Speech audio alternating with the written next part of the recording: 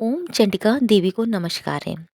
मार्कंडेय ऋषि कहते हैं, विशुद्ध ज्ञान ही जिनका शरीर है, तीनों वेद ही जिनके तीन दिव्य नेत्र हैं, जो कल्याण प्राप्ति के हेतु तथा अपने मस्तक पर अर्धचंद्र का मुकुट धारण करते हैं, उन भगवान शिव को नमस्कार है। मंत्रों का जो अभी कीलक है, अर्थात मंत्रों की सिद्धि में विघ्न उपस्थित करने वाले श्राप रूपी कीलक का जो निवारण करने वाला है, उससे सरस्वती स्त्रोत को संपूर्ण रूप से जानना चाहिए और जानकर उसकी उपासना करनी चाहिए। यद्यपि सप्तशती के अतिरिक्त अन्य मंत्रों के जप में भी जो निरंतर लगा रहता है, वह कल्याण का भागी होता है।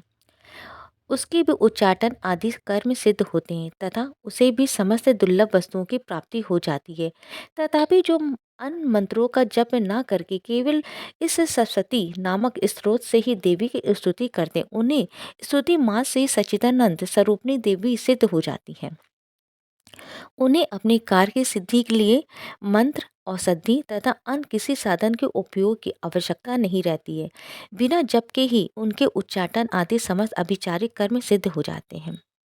इतना ही नहीं, उनकी संपूर्ण अभिष्ट वस्तुओं ओ की भी सिद्धि होती है। उन लोगों के मन में ये शंका थी कि जब केवल सप्तशती की उपासना से अथवा सप्तशती को छोड़ के अन्य मंत्रों की उपासना से भी सामान्य रूप से सब कार्य सिद्ध होते हैं, तब इनमें श्रेष्ठ कौन सा साधन है।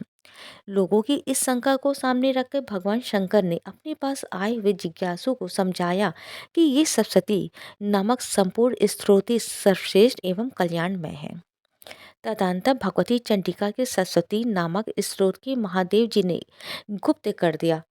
स्रोत को महादेव जी ने गुप्त कर दिया। सरस्वती के पाठ से जो पुण्य प्राप्त होता है, उसकी कभी समाप्ति नहीं होती, किंतु अन्य मंत्रों के जप से उत्पन्न पुण्य की समाप्ति हो जाती है। अतः भगवान ने अन्य मंत्रों की अपेक्षा जो सरस्वती की ही श्रेष्ठता को निर्णय किया, उसे यथार्थ ही जानना चाहिए। अन्य मंत्रों का जप करने वाला पुरुष भी यदि सरस्वती के स्रोत और जप का अनुष्ठान कर ले, तो वह भी पूर्ण रूप से ही कल्याण का भागी होता है। इसमें तनिक भी संदेह नहीं है। जो साधक कृष्ण पक्ष के चतुर्दशी अथवा अष्टमी को एकाग्रचित होकर भगवती की सेवा में अपना सर्वस्व समर्पित कर देता है और फिर उसे प्रसाद रूप से ग्रहण करता है, उसी पर भगवती प्रसन्न होती है, अन्यथा उसकी उनकी प्रसन्नता नहीं प्राप्त होती है। इस प्रकार सिद्धि के प्रतिबंधक के रूप कील के द्वारा महादेव जी ने इस स्रोत को कीलित कर रखा है।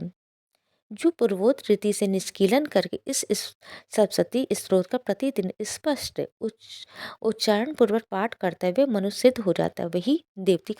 वही देवी का पार्षद होता है और वही गंधर्व भी होता है। सर्वत्र विचरते रहने पर भी इस संसार में उसे कहीं भी भय नहीं होता है। वह अब मृत्यु के वश में नहीं पड़ता और देह त्यागने के बाद मोक्ष प्राप्त कर लेता है। अतः कीलन को जानकर उसका परिहार करके ही सप्तशती का पाठ आरंभ करे। जो ऐसा नहीं करता, उसका नाश हो जाता है।